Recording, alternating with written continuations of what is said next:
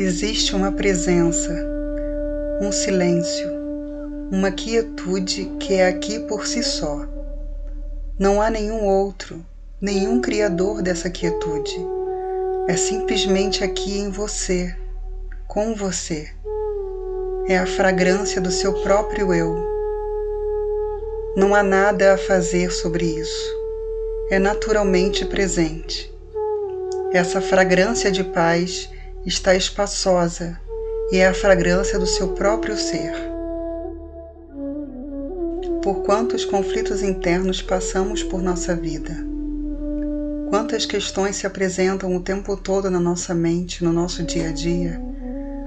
Nossa mente trabalha incessantemente, criando o tempo todo. E junto a isso, temos o que nos acontece na área externa, como interação com outras pessoas, trabalho, casa, família, engarrafamento, um chefe mal-humorado, contra pra pagar, um ônibus que enguiçou no caminho, os preços cada vez mais altos de tudo.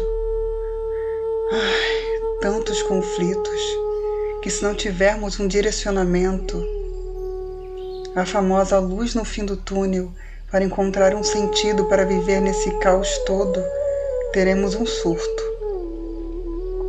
E foi nessa busca a encontrar uma luz no fim do túnel que eu fui em busca de um sentido real para viver nesse mundo tão caótico. Vivia em conflitos internos. Por que isso? Por que aquilo?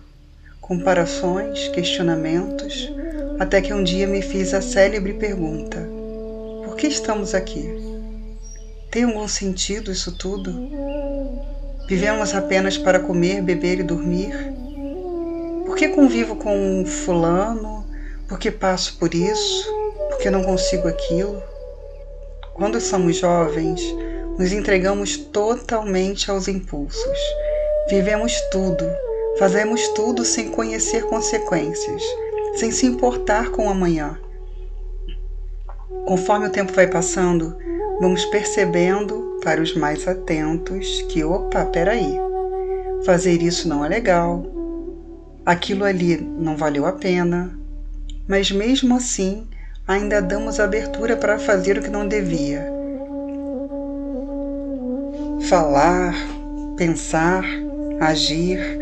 A fala então, nossa, como falamos besteira. Como nos deixamos abraçar pelo nosso ego sem sequer perceber ou conhecer o significado da palavra.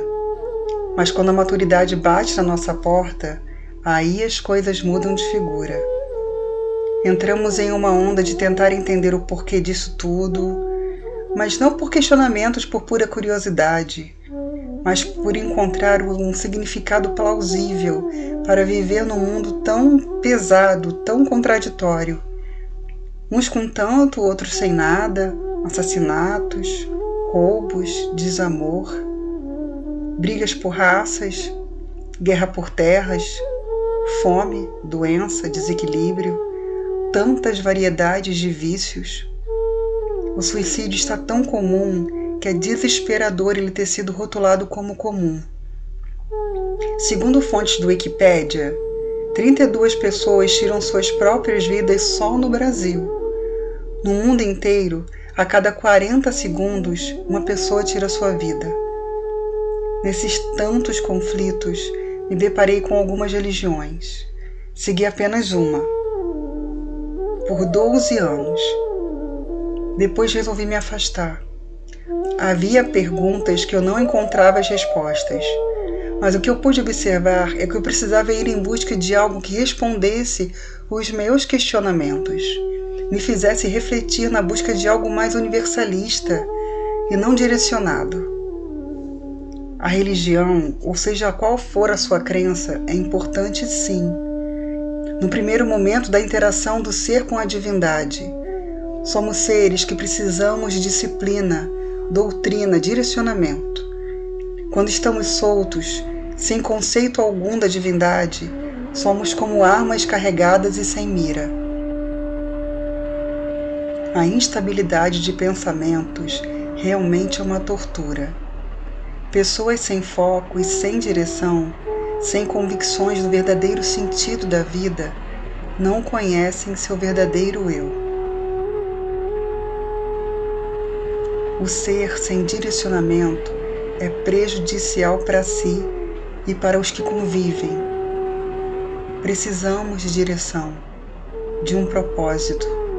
Se vivermos apenas para as distrações da vida, vamos nos deparar em duas situações.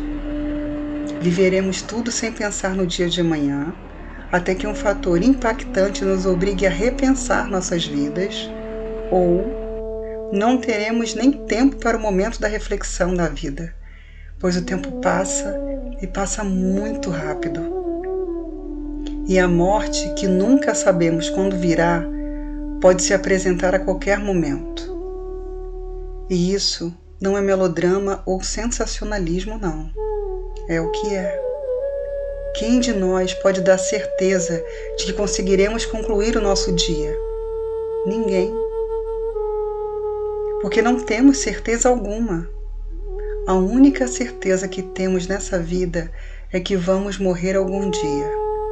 E mesmo com essa única certeza, que só temos o presente,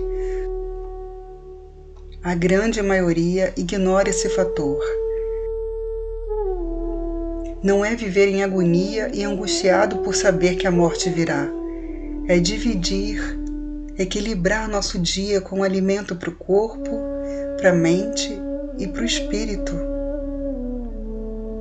Só nos preocupamos em alimentar os sentidos. O espiritual ignoramos, como se o tempo estivesse parado, esperando nossa autoanálise, nosso autoconhecimento e descobrir que estamos nesse mundo para evolução moral e espiritual. O tempo não para, tá? Ele continua e cada vez mais rápido. Se não formos em busca do que realmente importa, que é o conhecimento moral e espiritual, ficaremos perdidos em samsara. E viver nesse mundo cada dia fica mais difícil, com tanta indiferença, com tanto desamor, com tanto apontamento. Vamos dividir nosso tempo e prestar atenção ao que realmente importa. O que sucede quando o pensador percebe que ele é um pensamento? O que acontece realmente quando o pensador é o pensamento? Assim como o observador é a coisa observada. O que acontece? Não existe mais separação, divisão e, por conseguinte, não há conflito.